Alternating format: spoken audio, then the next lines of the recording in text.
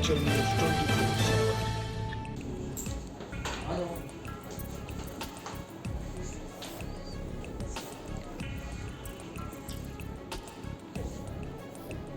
आज हमने हिंदू एकता संघ की तरफ से एक ज्ञापन विभिन्न ज्वलंत और गंभीर विषयों को लेकर उपायुक्त हमीरपुर को सौंपा, जिसमें 90% जो विषय हैं वो प्रवासियों से संबंधित है। आज प्रवासी हमीरपुर के लिए एक बहुत बड़ी चुनौती बन गए हैं। 90% अपराध जो हैं वो प्रवासियों के द्वारा हो रहे हैं या प्रवासियों के द्वारा प्रायोजित किए गए हैं। 152 महिलाएं 2023 वर्ष में लापता हुई जिला हमीरपुर से। अगर उसी आंकड़े को हम 14 पुलिस जिलों से गुणा करें तो रोज़ की हिमाचल से 6 महिलाएं लापता हो रही हैं। दूसरा, कबाड़ी जितने भी हमीरपुर में हैं वो सारे प्रवासी हैं और उन्होंने नेशनल हाईवेज़ का, लोकल रोड्स का इंक्रोचमेंट कर रखी है, परमानेंट स्ट्रक्चर्स वहाँ खड़े कर रखे हैं और हर प्रकार की अवैध गतिविधियों के अड्डे बन गए हैं जितने भी कबाड़ी हैं। तीसरा, बाज़ार के बीचों बीच देखिए 96% एनक्रोचमेंट करने वाले, चाहे वो नालियों पे बैठे हों, गांधी चौक से ले लीजिए और भोटा चौक तक, हथली तक चले जाइए, नाली पे बैठे हैं, सड़क पे बैठे हैं, जितने भी बाहर अतिक्रमण करके बैठे हैं सभी प्रवासी हैं।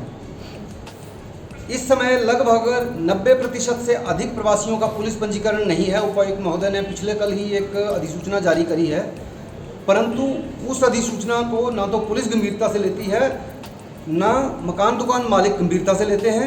और जब कोई प्रवासी अपराध करके चला जाता है तो पुलिस के लिए ये एक बहुत बड़ी चुनौती बन जाता है कि उसे ट्रैक कैसे करें, ट्रेस कैसे करें और उसे कहाँ से पकड़ें, जिसका सीधा बोझ जो है वो पुलिस प्रशासन पर पड़ता है।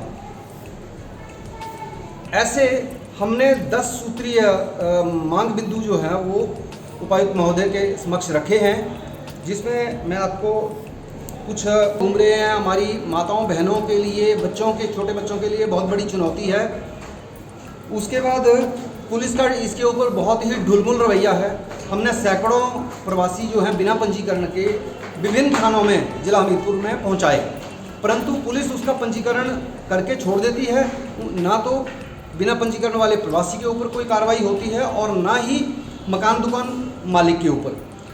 और पुलिस इन प्रवासियों को संरक्षण दे रहे हैं, चाहे वो बिना पंजीकरण के मकान दे रहे हैं, दुकान किराए पे दे रहे हैं, या उसका पुलिस पंजीकरण नहीं है, या नगर परिषद या स्थानीय पंचायत में उसकी अनुमति नहीं है, तो उनको मकान दुकान ना दी जाए, इस प्रावधान को अनिवार्य किया जाए। और सबसे बड़ी बात यह है, ये पुलिस पंजीकरण का जो उपायुक्त महोदय की नोटिफिकेशन है, पुलिस उसका भी उपहास करती है, उसका मजाक उड़ाती है एक तरह से, क्योंकि उसका पंजीकरण होता नहीं है जब 90% का पंजीकरण नहीं है।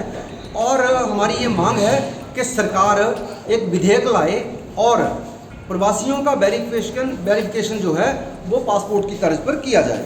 हिमाचल न्यूज़ 24/7 के लिए हमीरपुर से मीनाक्षी सोनी की रिपोर्ट।